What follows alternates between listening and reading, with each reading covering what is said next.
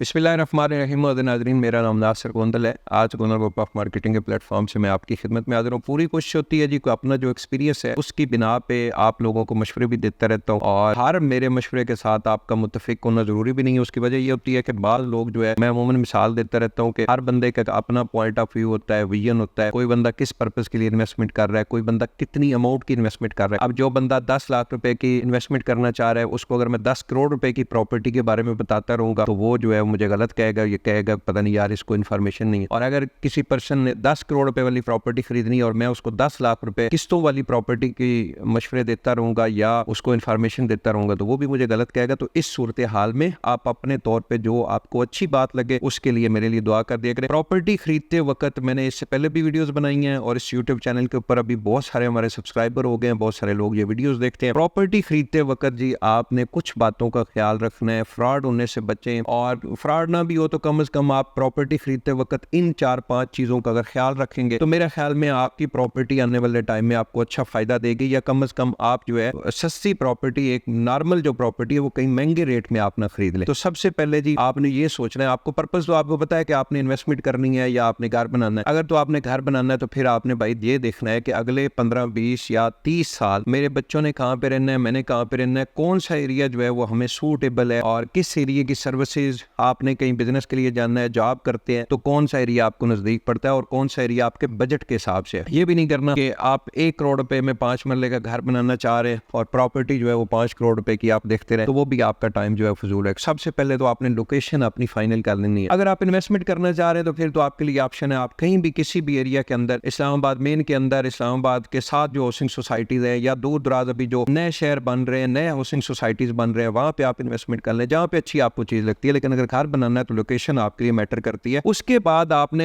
एक plot purchase करना है तो प्लॉट की लोकेशन फिर मैटर करती है। मिसाल के तौर पे मैं अमूमन लोगों को मशवरा देता रहता हूँ कि भाई डबल रोड की प्रॉपर्टी खरीदो, पार्क के सामने प्लॉट खरीदो, कॉर्नर प्लॉट खरीद लो, किसी बड़ी रोड के ऊपर प्लॉट खरीद लो। ये वाली ऐसी प्रॉपर्टी है कि आने वाले टाइम में आपकी प्रॉपर्टी जब आप सेल करना चाहेंगे तो फौरी एक तो आपको गाहक लगेगा और अच्छे रेट के ऊपर आपकी सेल होगी। बहुत सारे लोग मिसाल के तौर पे एक सोसाइटी में 5 मरले का जो एवरेज प्लॉट है वो आपको 1 करोड़ रुपए का मिल रहा है, तो उसी में अगर डबल रोड की तरफ जाएंगे, किसी पार्क के सामने कोई कॉर्नर प्लॉट देखेंगे तो वो आपको 1 करोड़ 20-25 लाख रुपए का मिलेगा। तो वो लोग जो समझेंगे कि पता नहीं ये 20-25 लाख हमें बहुत महंगा प्लॉट मिल रहा है, हालांकि वो महंगा नहीं होता भाई। कल को सेल करेंगे तो उस वक्त 25 लाख एक्स्ट्रा उसके साथ प्रॉफिट आएगा, इस वजह से कि उसके जो खरीदार है वो भी ज्यादा होंगे, फौरी आपका सेल भी हो जाएगा और प्रॉफिट भी देगा। तो अच्छी लोकेशन वाली प्रॉपर्टी जो है वो खरीदे। उसके बाद आपने प्लॉट फाइनल कर ली, हाउसिंग सोसाइटी फाइनल कर ली, प्लॉट फाइनल कर लिया, आपने डीलर फाइनल कर लिया कि कौन सा डीलर के बारे में मैं आपको क्लियर बताऊं। ऐसे डीलर का इंतखाब करें जो थोड़ा पुराना काम को जानता हो, समझता हो, या उस हाउसिंग सोसाइटी का उसके पास पूरा नॉलेज हो, पूरी ग्रिप हो,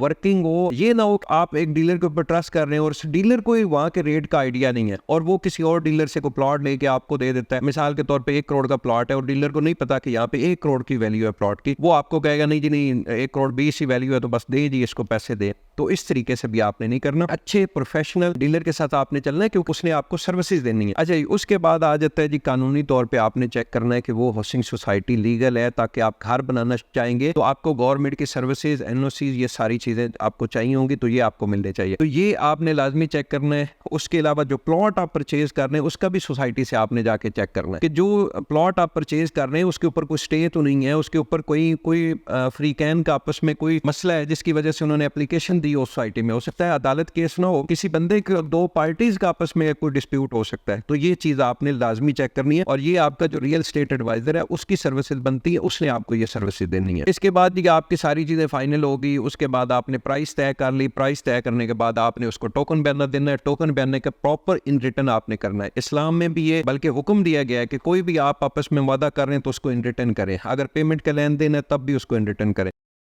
ये सारा प्रोसेस करने के बाद आपका ट्रांसफर प्रोसेस आ जाता है। ट्रांसफर प्रोसेस के लिए वही बात आ गई, अगर वो प्रोफेशनल रियल एस्टेट एडवाइजर होगा तो आपका पूरा प्रोसेस जिम्मेदारी के साथ, प्रॉपर टेक्निक के साथ वो करेगा, ताकि आने वाले टाइम में आपको किसी किस्म का मसला नहीं बनेगा। टैक्स करवाएगा भी, तो आपको पता है ट्रांसफर के साथ मुख्तलिफ हाउसिंग सोसाइटीज जो है वो रजिस्ट्री का प्रोसेस भी करवा के दे रही है। तो ये सारा प्रोसेस जो है ये एक अनाड़ी डीलर के हथे ना चढ़े। अनाड़ी डीलर को इन चीजों का नहीं आइडिया होता। आप एक प्रोफेशनल टीम के साथ जुड़े जो आपको ये प्रॉपर जिम्मेदारी के साथ आपको सर्विस दे, फिर आपका जितना भी वो वो सेट बनेगा, स्टाम्प बनेंगे, आप कोई फॉर्म फिल कर रहे हैं, एप्लीकेशन फॉर्म है, ट्रांसफर फॉर्म है, उन सब की एक एक कॉपी जो है वो आपने अपने रिकॉर्ड के लिए रखनी है। प्रॉपर एक फाइल बना के अपने पास रखें ताकि आने वाले टाइम में आपको किसी किस्म के भी किसी डॉक्यूमेंट्स की भी जरूरत पड़ती है तो आपकी फाइल के अंदर मौजूद हो। तो ये प्रोसेस करने के बाद ट्रांसफर प्रोसेस होगा, फिर उसके बाद आपको अलॉटमेंट लेटर मिलेगा और अलॉटमेंट लेटर खुद वसूल जाके करें और अपने पास महफूज तरीके से किसी लॉकर में वो अलॉटमेंट लेटर अपने पास रखें। बल्कि अगर आप घर बनाना चाह रहे हैं तो कोशिश करें कि जो ही ट्रांसफर हो साथ ही उसका प्रोसेस करके